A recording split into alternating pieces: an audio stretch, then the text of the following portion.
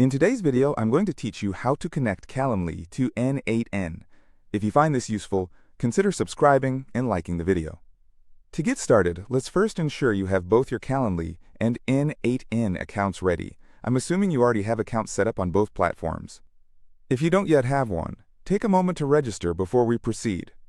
Now, let's dive right into the first step. Open your Calendly application in your web browser.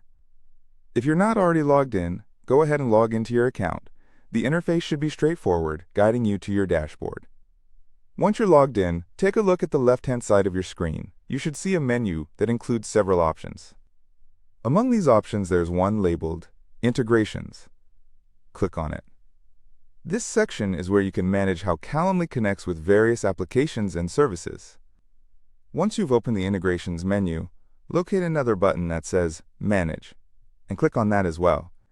This will take you to a section where you can create tokens for API access. Here, look for a button that says Create a Token.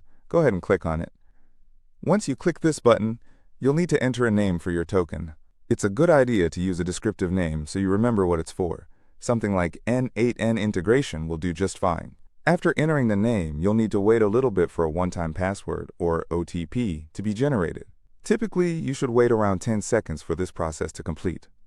With your token created, it's now time to switch over to n8n. Open n8n in another tab or window.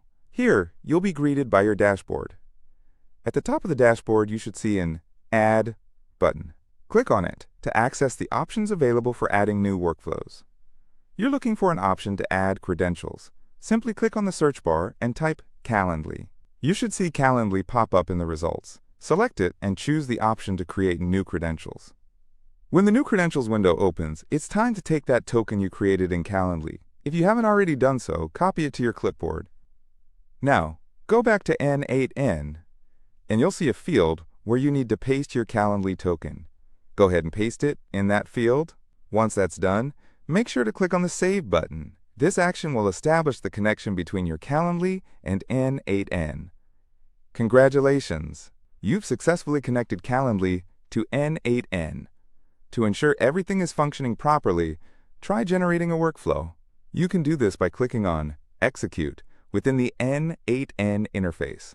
This will run the workflow you set up, and hopefully, everything runs smoothly. Now keep in mind that when you're working with integrations, sometimes errors can occur. If you face any issues or errors when executing the workflow, don't panic.